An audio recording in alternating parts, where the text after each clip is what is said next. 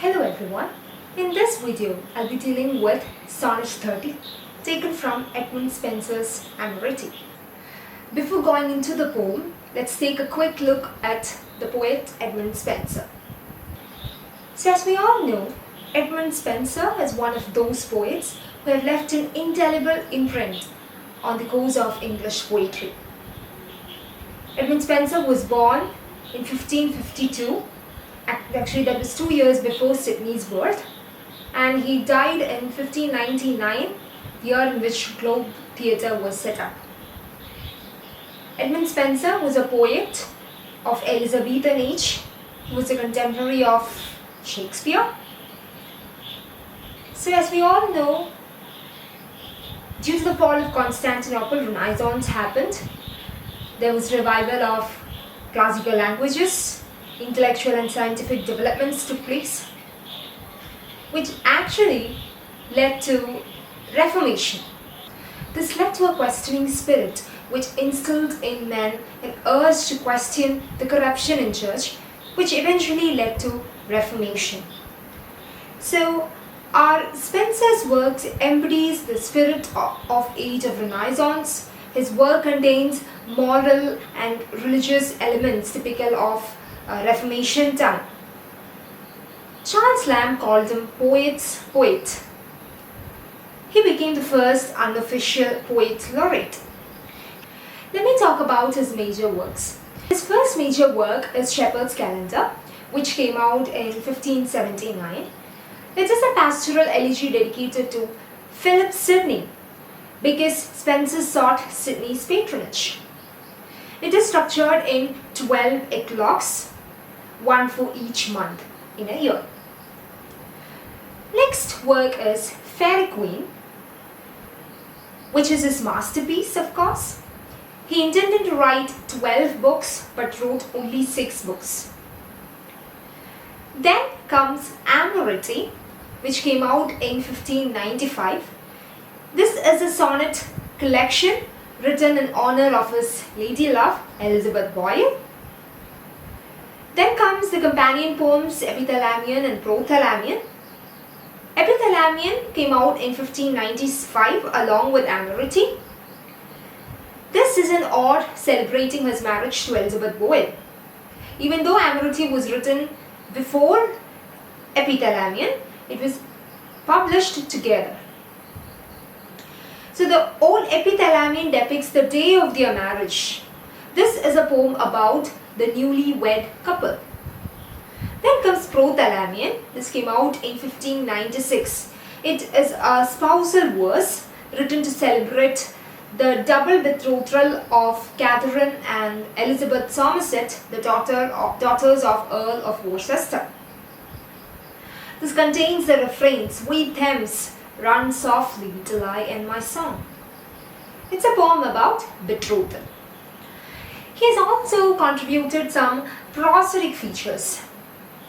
From 8-lined Ottawa rima, he developed a 9-lined Spenserian stanza, which he has used in his Faerie Queene. Spenserian stanza has 8 lines of iambic pentameter, which is followed by an Alexandrian, which is iambic hexameter. Let's move on to the poem Sonnet 30. This is a sonnet taken from Spenser's sonnet collection Amority, which he has written for his lady love Elizabeth Boyle. Talking about Amority, it contains 89 sonnets. It is remarkable for its chronological narration. It follows Petrarchan conventions to a large extent. And Amority, the word Amority means little loves. We know the title of the poem is Sonnet 30. Actually, that's not the title. We call this poem Sonnet 30 because traditionally sonnets were not given names, it was just numbered. And this is an example of Spenserian sonnet, about which I've already explained in my previous video. Coming to the poem, the subject of the poem is love. The speaker is Spenser himself, and the listener is his lady love Elizabeth Boyle. The theme of the poem is unrequited love. Actually, many times Spenser has tried to woo Elizabeth Boyle, but Elizabeth Boyle has not reciprocated her love because he was from a middle class family. And compared to Spenser, Elizabeth Boyle was much younger. And in addition to that, Spenser was a widower. But from the descriptions of his works given earlier in this video, you might have understood that his strategy of writing sonnets actually worked, because after a year they got married. So, coming back to the poem, the first 3 quatrains possess 3 different rhetorical questions to the readers, and these are answered in the final couplet. The central image of the poem is a paradox. So I'll explain what is a paradox. This is an impossible or illogical statement that holds some figurative truth, which means on a literal level you may think that it is not possible, but on a figurative level there is some kind of truth to that statement. And the poem makes use of literary devices like symbolism and simile. The tone of the poem is hopeful. Let's begin the poem. Stanza 1. My love is like to ice, and I to fire. How comes it then that this, her cold so great, is not dissolved through my so hot desire, but harder grows the more I her entreat? So in the first line, he used a simile to engage symbolism. He compared his lady love to an ice, through which he's trying to talk about her feelings about him. That is, we can understand from the line that she is cold to his approaches. So ice here actually works as a symbol. It shows that she is not at all interested in having a relationship with him. She has no feelings towards him. Then in the same line, he compared himself to fire. This shows how he feels about her. That is, he is very passionate about her. So here fire symbolizes his passion, which cannot be quenched. So here fire and ice works as opposites. The emotions are contrary. So this works as a paradox in the poem. Moving to the second line, the poet throws a rhetorical question. By nature, ice should melt when it is introduced to fire. That means the poet expects his lady love to melt for him after seeing his passion for her. Poet expects her to have a similar feelings for him. But that's not the scenario here. The harder the poet tries to get her, the more colder she became. The question here is, the rhetorical question here is, why is it so? Why is she not having a feeling similar to his feelings for her? Let's move on to the second stanza.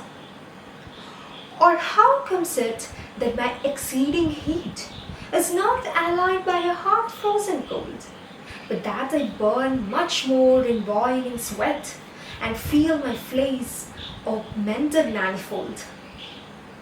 So he wonders aloud in the sonnet. Again he throws a rhetorical question. From the first stanza we understood that fire doesn't melt ice. If that's the case, at least ice should put out fire, no? Even that's not happening here. Instead, the ice is kindling or igniting the fire. He means to say that even after knowing that she's harder to get, instead of leaving her, he is more attracted to his lady love.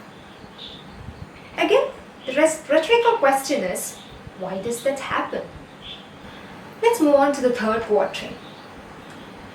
What more miraculous thing may be told, that fire, which all things melt, should harden ice, and ice, which is congealed with senseless cold, should kindle fire by wonderful device. Again, he throws a rhetorical question in this stanza. He states that his love is unusual and miraculous. I've already explained the term paradox in the beginning of this video. Keeping that in mind, let's take a look at the paradox here. Fire hardens ice, which is actually not possible in the real world, or literally it is not possible. But figuratively, it means that harder he tries to get her, less interested she becomes. That is the first paradox. Next paradox, ice kindles fire, which is not possible in the real world, but her lack of interest in him forces him to try harder for her. That is, makes him more passionate. He's not concerned about her feelings to him. So these are the two paradoxes here. He considers this as something miraculous, and the rhetorical question here is, what is more miraculous than this? Moving on to the couplet. Such is the power of love in gentle mind, that it can alter all the course of kind. So in this couplet, he gives you the answer to all the rhetorical questions he laid before you before. According to him, all these miraculous things happened because of the power of love. According to the poet, love in the mind of gentlemen has a power to change the laws of nature. So according to the poet, love is so powerful that it doesn't follow the rules of nature. In nature, fire melts ice, ice puts out fire, but in love, there are no rules like that. I hope you understood the poem. That's all for today's video. Thank you for your patient listening.